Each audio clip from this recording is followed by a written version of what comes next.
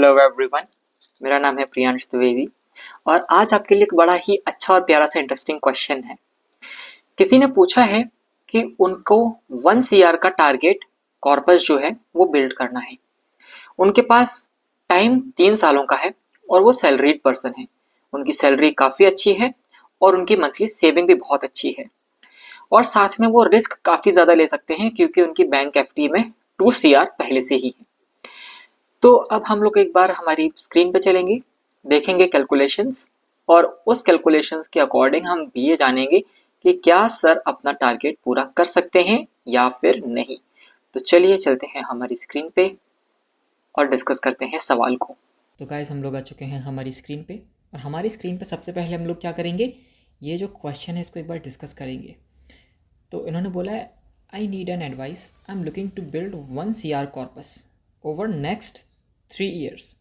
तो हमारे पास दो इंपॉर्टेंट चीज़ें आ गई। सबसे पहला अमाउंट, मतलब जो टारगेट है हमारा 1 CR, और ये 1 CR कब चाहिए, 3 सालों में। ठीक है, इनकी करंट सैलरी के साथ। Does anyone have any advice on how to achieve this goal or is this even realistically possible. ठीक है, अगर हम ये मानते हैं कि हमको हर महीने लेट्स से 50% का रिटर्न मिलेगा, so that's not realistic. Okay, अब देखते हैं करंट इनका जो है इनलैंड, आई थिंक ये इनकी अर्निंग है, I believe, because I am not sure what inland is, but हम लोग इनको इनका अर्निंग लेके चलेंगे। उसके बाद इनका होम लोन चल रहा है, 12 years 10 year लेफ्ट, मतलब 12 साल इनका होम लोन बचा है। इनके मंथली एक्सपेंसेस जो हैं वो दिए हुए हैं 12,000 रुपीज़। इसके बाद इनके पास और कोई लाइबिलिटी नहीं है, तो only liability is home loan. ठीक है, उसके बाद my net saving per month is कितना, 1,14,000 रुपीज़। ठीक है, अब देखिए हमारे पास कुछ चीज़ें हमको निकल के आ गई। वो कुछ चीज़ें क्या हैं, हमारा 1 CR का क्या है, ये हो गया हमारा टारगेट, गॉट इट। 3 years क्या हो गया, हमारा टाइम। ठीक है, और ये बेसिकली हमको हो गया। अब हम इस अमाउंट को जो है ना, इसको हम मानेंगे कि ये हमारा इन्वेस्टमेंट के लिए अमाउंट है, क्योंकि सेविंग्स हैं। एंड यहाँ पे देखिए सर ने लिखा है I can take risk as I already have 2 CR in FD. तो अगर सर के पास 2 CR रुपीज़ पहले से बैंक की एफडी में है, और बैंक की एफडी का मतलब गारंटीड है, वहाँ पे वैल्यू कम नहीं होती, तो इसका मतलब सर रिस्क ले सकते हैं। ये सर ने बोला है I can take risk, which is fine. तो हम लोग इस पैसे को इन्वेस्टमेंट अमाउंट मान के चलेंगे। ठीक है, कि इस पैसे को हम लोग इन्वेस्ट कर सकते हैं। अब इस सारी चीज़ों को लेने के बाद सबसे पहले हम क्या करेंगे, सबसे पहले हम फंड फाइंड करेंगे। अब देखिए मैंने ये फंड जो हैं ये फाइंड किए हैं इक्विटी में से। अब अगर आप ध्यान देंगे तो यहाँ पे इक्विटी के सारे टाइप ऑफ फंड्स आपको मिलेंगे। मिड कैप मिल गया आपको, सेक्टोरियल फंड मिल गए, थीमेटिक फंड भी आपको देखने को मिल जाएंगे, फ्लेक्सी कैप भी है, उसके बाद फोकस फंड हैं, mid cap, mid and large का कॉम्बिनेशन, एंड ELSS फंड। तो मोस्ट ऑफ द फंड्स ये हमको मिल गए हैं। अब यहाँ पे हमने दूसरी चीज़ क्या करी, इस लिस्ट को जनरेट करते समय हमने देखा कि 1 साल में और 3 साल में हाईएस्ट रिटर्न किसका है, तो हमको मिला ये वाला फंड। ठीक है, ये मिड कैप का फंड है, रेटिंग हाई है, 1 साल में इसने 31.19% का रिटर्न ला के दिया है, एंड 2 साल में 38% का, 3 साल में 27%। ठीक है, अब यहाँ पे आप देखेंगे तो अगर आप यहाँ पे देखेंगे तो कुछ कुछ फंड जो हैं वो सर्टेन क्राइटेरियाज में ऊपर हो सकते हैं, बट ये वाला फंड मेरी कैटेगरी में मेरे अकॉर्डिंग आपको लॉन्ग टर्म में सबसे अच्छे रिटर्न्स ला के देगा। ओके, तो अब हम लोग जो भी बात करेंगे वो इस फंड के बारे में करेंगे। और बाय द वे अगर आपको इस फंड का नाम जानना है या फिर आप इन्वेस्ट करना चाहते हैं तो you can always message me, I would be more than happy to help you out. तो देखते हैं ये हमने सेम फंड का क्या निकाला, रोलिंग रिटर्न्स। मतलब एक सर्टेन फ्रीक्वेंसी पे इस फंड ने पिछले एक साल में, ये दिख रहा है ईयरली, इसका मतलब पिछले एक साल में कितना रिटर्न दिया। देखिए एवरेज रिटर्न दिया है इसने 60%, 59 है बट हमको उसको मान लेते हैं कि ये 60% है। तो एवरेज रिटर्न हर साल ये 59.33 यानी 60% दे रहा है। कम से कम रिटर्न उसने दिया है 28%, बट स्टिल ये 28.99 है, तो इसको हम 29% मान लेते हैं। एंड मैक्सिमम रिटर्न कितना लाके दिया है, 74, which is also very very very good amount. ठीक है, तो हम लोग क्या करेंगे, जो भी कैलकुलेशन करेंगे वो इन तीनों अमाउंट पे लेके करेंगे। ओके, तो सबसे पहला एक छोटे अमाउंट से स्टार्ट करते हैं।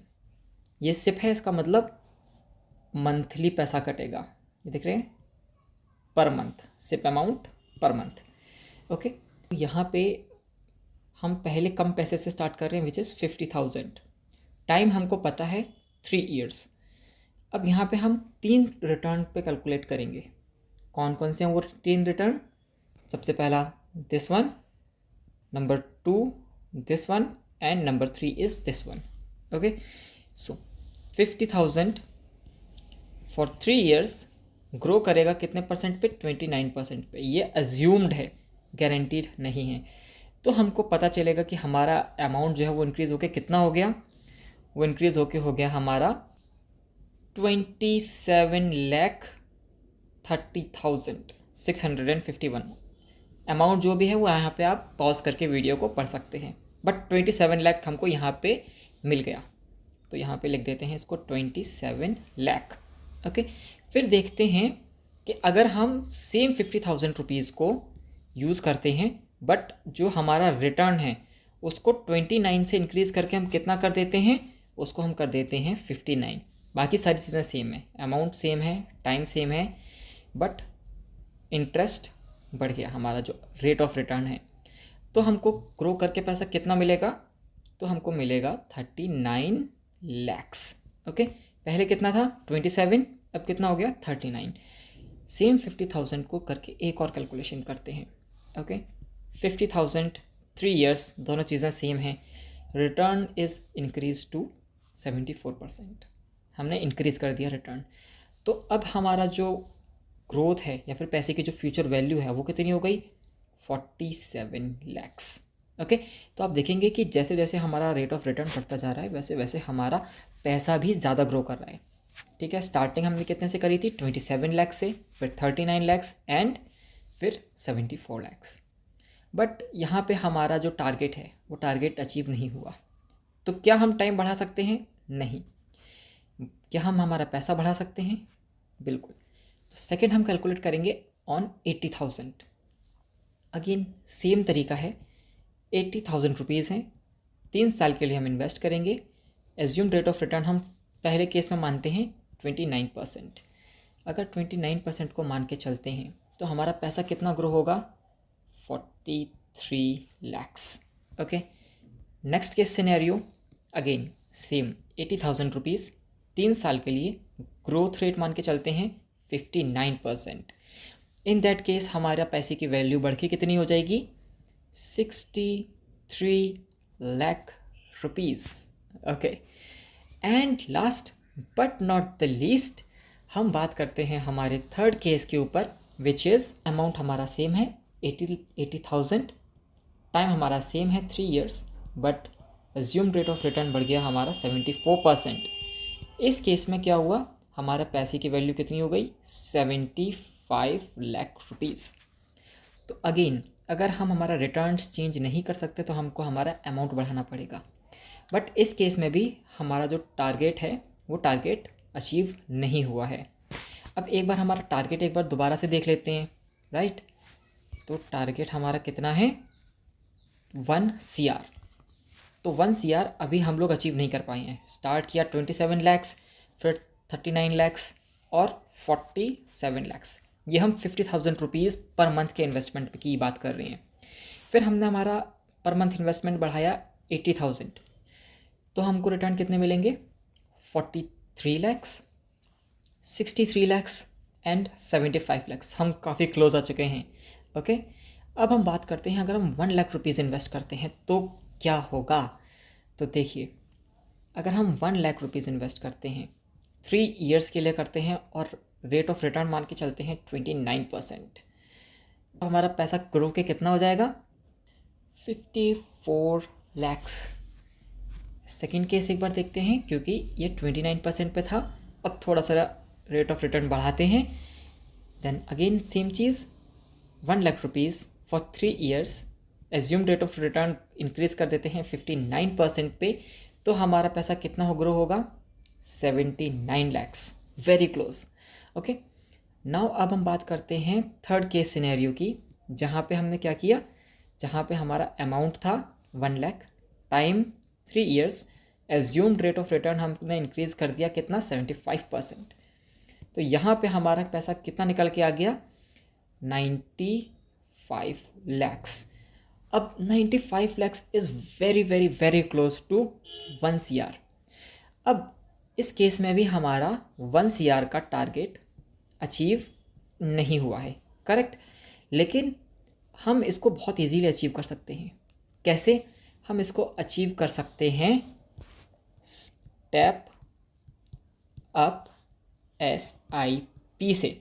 नाउ स्टेप अप SIP का मतलब होता है आप हर साल अपने SIP का जो अमाउंट है उसको इंक्रीज़ कर दें। ओके, फॉर एग्ज़ाम्पल मैं आपको एक सेकंड छोटा सा एग्जांपल बता देता हूँ, फिर ये वीडियो ख़त्म करेंगे क्योंकि थोड़ी लंबी हो चुकी है। लेट्स से आपने स्टार्ट किया, ये फर्स्ट ईयर है आपका। ओके, आपने स्टार्ट किया 1 लाख रुपीज़ से। ओके, सो ये आपके 1 लाख रुपीज़ हो गया। नाउ सेकेंड ईयर में जब आप आते हैं तो लेट्स से आपने 1 लाख में कितने पैसे ऐड कर दिए? लेट्स से आपने 10,000 रुपीज़ ऐड कर दिए। ओके, फिर और ये जो आप 10,000 रुपीज़ हैं ये पर मंथ आप ऐड करेंगे। ओके, तो इससे क्या है, जो आपका इन्वेस्टेड अमाउंट है वो हर साल इंक्रीज होता हो जाएगा, और यहाँ पे आपको जो गैप मिल रहा है वो गैप आप बहुत इजीली फुलफ़िल कर सकते हैं। अब इसी को थोड़ा सा और समझ लेते हैं। थर्ड ईयर आपने क्या किया, आपने लेट्स से 10,000 रुपीज़ और ऐड कर दिए, मतलब हर महीने जहाँ पे आप 1 लाख रुपीज़ कर रहे थे वहाँ पे आप कितना करेंगे? नेक्स्ट ईयर से हर मंथ आप करेंगे 1,10,000। उसके बाद फिर ईयर 3 में कितना करेंगे? 1,20,000। क्यों? क्योंकि ये यहाँ पे ऐड हो गया 10,000 प्लस 10,000 20,000।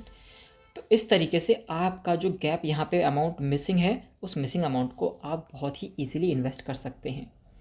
बट अगर आपको एक डिटेल्ड प्लान चाहिए, आपको सारे ऑप्शंस एक्सप्लोर करने हैं, तो आप मेरे साथ एक फ्री मीटिंग बुक कर सकते हैं। फ्री मीटिंग बुक करने का लिंक मेरे सारे सोशल मीडियाज़ पे अवेलेबल है, फेसबुक, इंस्टाग्राम, यूट्यूब। बट अगर स्टिल आपको कोई क्वेश्चन है, आपको जानना चाहते हैं, आप अपनी प्लानिंग करना चाहते हैं, या फिर इस वीडियो में आपको लगता है कि कुछ और मुझे बताना चाहिए था, तो आप कमेंट कर सकते हैं। तब तक के लिए मेरा नाम है Priyansh Dwivedi. Have a good day, stay safe and bye bye.